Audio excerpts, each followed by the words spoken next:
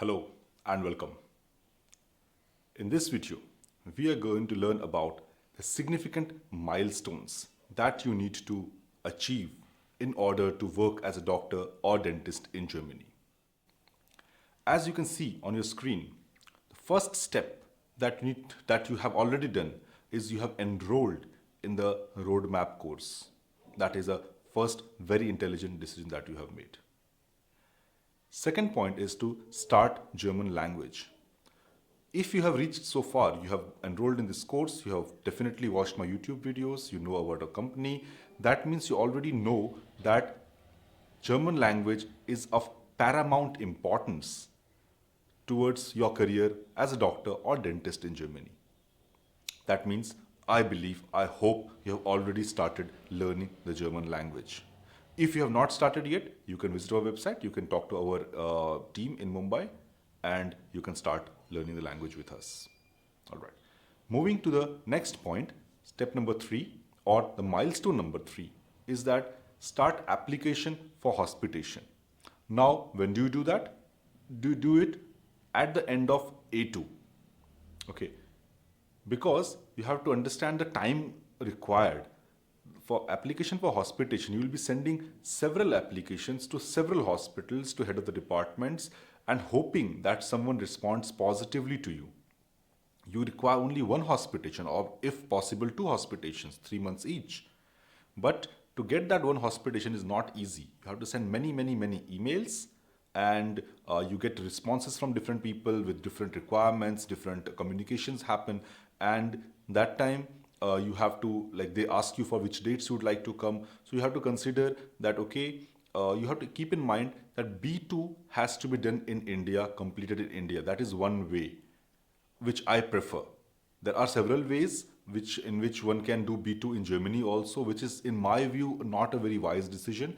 Even though we will talk about that route in one of the videos, in one of the lectures coming forwards, but my view is always complete B2 before you land in Germany, have B2 certificate. So when you start sending applications for hospitation, you need to keep in mind A2 level, you are at the end of A2. Now B1 will take say 2 months, and then B2 will take say 2-3 months. Okay, so 4-5 months you still have to do. That means if you start at the end of A2, and in 2 months time you have to send intensive emails and everything, and you get response from them. So by middle of B2 or by end of B2, you can have a confirmation with which you can go for visa interview. Okay, so this is one idea about why at end of A2. It's not hard and fast. One can do it flexibly. Even without language, you can start applying for hospitation. But thing is that when you have a huge time gap, when you're applying now and you say that, okay, I want to come for hospitation next year, or maybe after 10 months time, after complete my entire language, then they are not very interested in you, because if they wanted someone in say next 6 months, and not after 2 years or 1 year. So that way, 6 months time or 8 months time is maximum when you should have the distance between your application acceptance and your time that you want to begin over there. Okay. Point number 4, the next point is that send application for medical dental license to the Approbationsbehörde over there, to the licensing authority over there. But when do you do that? Here I recommend to do it at the level of B1, at the middle of B1. If you do it too soon, then what is happening nowadays is that they reply back to you after 3-4 months of time, like they have given you Eingangsbestätigung, then they send Defizitbescheid after 3-4 months.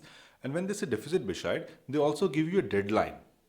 Okay, that fine, you have sent all your documents, you have gone through these documents. Now, these documents are missing. For example, B2 is missing, and now send us the entire documents by end of 2 months gap. That, okay, by end of this month you can send us all documents. If you don't send us all those documents, then your application will be cancelled, will be denied, with the fees. That they will charge you fees for everything that you have done for you. And also they will not process it, they will cancel it, because you're not able to submit the documents required on time. That is why if you apply too soon, then there will be a problem. that you will not be able to pass B2, and they will say that okay, now you have not sent your B2 certificate, your application is denied. And if you, the best way would be you send it after B2. But then again, when you send after B2, after you have surely gotten your B2, then it will take 4 months. That time, that means your waiting time for a reply, for a deficit Bescheid, for to come to Germany, everything gets extended by 4-5 months. That's why I said the middle ground is that middle of B1, so that when you say that okay, now in next 4 months I will be definitely complete my B2. When you are in that position, then it makes sense that you send an application, you assume 4 months time.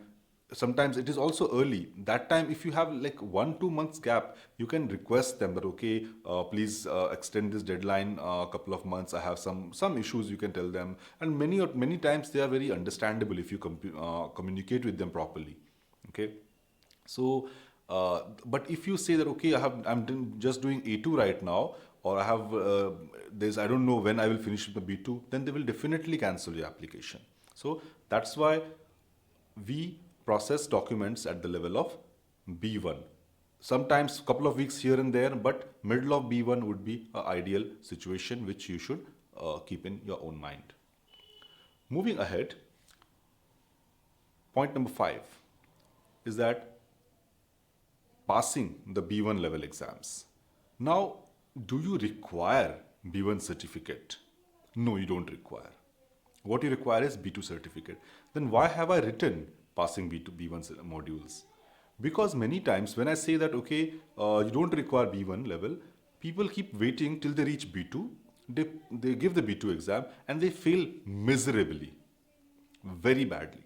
And in that time, one does not know that where was the problem. Was the problem with A1 or A2 or B1? Where was, or B2? What is the level of this candidate? One does not know. I'm talking with this experience. We have been doing the career consulting thing for 5 years now, and we have had several candidates with different things. That's how we learn these things. That's why now we say, okay, B1 certificate is a must. That helps you with your hospitation and everything as well when you go there. But it also gives you and your teacher or your consulting company an idea that where does this candidate stand. If someone has B1 certificate, has passed B1 certificate, that means up till B1 everything is covered nicely. So then you can focus on B2. Only directly focusing on B2, even though it saves your money for the exam, it saves your time for preparation, but there's a risk that if you are not very sincere, no one has analyzed you. No one knows how good you are. There's no certificate. That means if there is a problem at B2 level, they will have to find out where was the problem, and it will take time. That's why I recommend always do B1 so that you also get an idea that where do you stand. And in case you are applying for jobs and hospitation then, and you don't have B2 certificate as of yet, then B1 will definitely prove that okay, this person does not have B2, but at least he has B1. Okay. Next step is Goethe B2 certificate. For obvious reasons, you know that. Then after that, point number 7 is Eingangsbestätigung or deficit Bescheid from the medical council. Here I have written medical council. This is basically the licensing authority that will give you the Eingangsbestätigung or deficit Bescheid. Now, details about what is Eingangsbestätigung. Eingangsbestätigung is basically a confirmation that we have received your application. It does not say anything else. It just says that, okay, you sent your documents and application to us, we've got it. Okay. Now, deficit Bescheid is important document where they go through all your documents and then they find out what things are missing in your application. And then they tell you that, okay, look, you have sent us these documents A, B, C, D, but other 3 documents are missing. Please send these documents by that date, which I mentioned. Now, this deadline thing is not all Ärztekammer or not all medical councils, not all licensing authority function in this way. But you don't know if your will function like that, because we work mainly in Bayern, in the state of Bayern, and our candidates in last, like in this year, we have processed around 8 applications, and everyone has received that timeline thing. That okay, now if we receive application at deficit Bescheid in November end, they have given us the date of end January. okay, to compile all the documents which is missing and send them again. So that's why you don't know that if that comes with timeline, the deadline, then you have a problem. So deficit Bescheid, this deficit Bescheid will be used for your visa purposes also, because your visa officer wants to see that you have sent your application to Germany. German people, the authorities have gone through your application, and at the end they have found out that these are missing, and if you provide these and pass these examinations, Fachsprachprüfung, Kenntnisprüfung, you will get a license and then you can work. So with these things, the visa officer is now secure, and he can, with peace of his mind, he can give you the visa.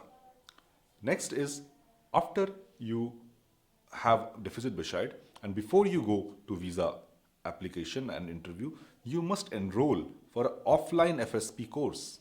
Now, why is that?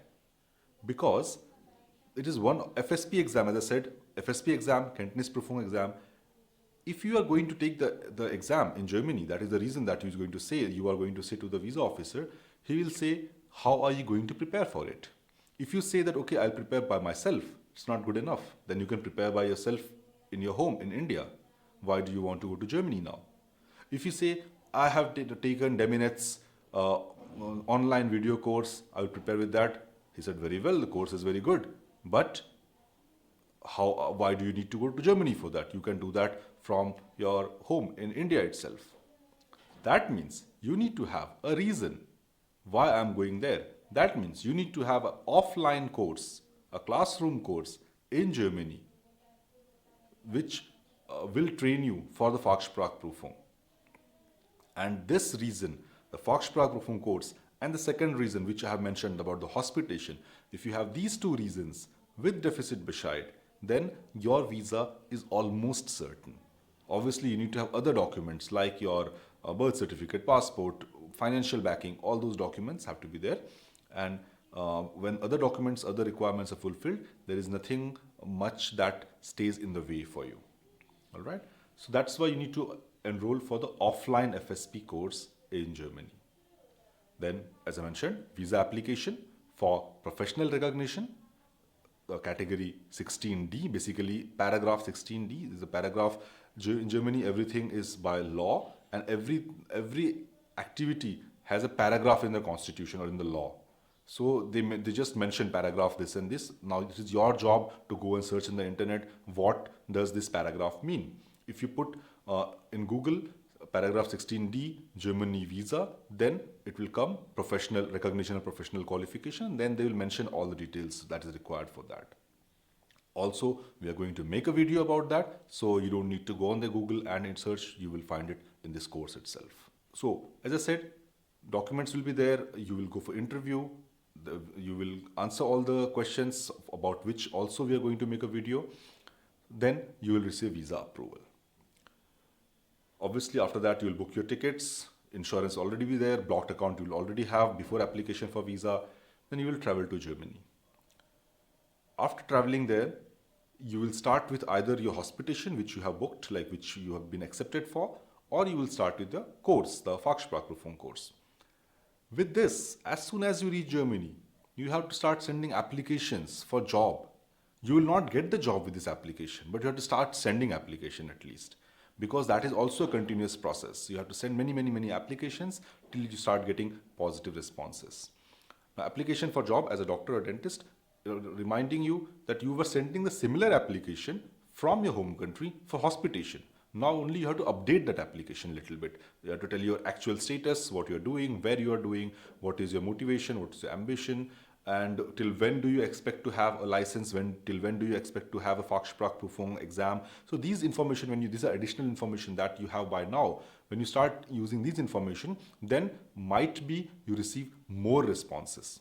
The response, the curve of responses goes in a very linear, not linear basically, little exponential fashion. At the beginning, when you don't have license, you don't have Fachsprachprüfung, you're not in Germany, you will not receive any job calls for job interview. But when you are in Germany, you have here at the address from Germany, you have phone number from Germany, you are writing that all in your CV, then you might get few calls, interviews. As soon as you approach your Fachsprachprüfung, your number of responses increases. When you pass your Fachsprachprüfung, it increases even further. When you pass your Kenntnisprüfung, then job search becomes very easy. At 2-3 months of search, then you can also be choosy that okay, this place I want to work, this place I don't want to work, and accordingly you can get a job for Kenntnisprüfung. So that is a steep, it's a curve is a little exponential at the end, because at the beginning, it's very frustrating, very disappointing. You are sending emails, hundreds of emails without any response, but then at the end, things becomes better and better. Then at the end, with approbation, you send 20 emails and you get two replies and two interviews. All right. So moving ahead, you pass the Fachsprachprüfung, step number 3, and then get a job contract in Germany. Now, job contract you cannot get without a license. That is why I mentioned the point after Fachsprachprüfung, that even though a hospital, a clinic might tell you that okay, fine, you seem good, you have good knowledge, you communicate very well in German, we would like to have you, we are also short of staff, so we would like to have you, but they cannot issue a job contract for a doctor or a dentist who does not have the license. So in such cases, they might enroll you as a hospitant, as a Hilfe, as some other title, but they will not enroll you as a doctor, they will not pay you as a doctor. Okay. So the contract comes after license. Passing the Kenntnisprüfung, that is a knowledge test, about which also we are going to make a video where the pattern and the preparation material and everything will be discussed and explained, and the list will be provided, which you can buy on your own and go through it. After passing the Kenntnisprüfung, you have permanent license. Then the work that you do after that will be counted as postgraduate training for doctors and as assistant site for dentists. Now these are the milestones, the 16 steps that you have. From 1 to 16, it takes around 1.5 years, and these videos will be there with you for that duration. If you have more questions, more queries, doubts, you can write in the comments, and I will try to remedy those doubts, answer those questions through video form, and also increase the content in this course. All right. Thank you very much for your time. I hope this video was a little useful, and yeah, see you in the next video.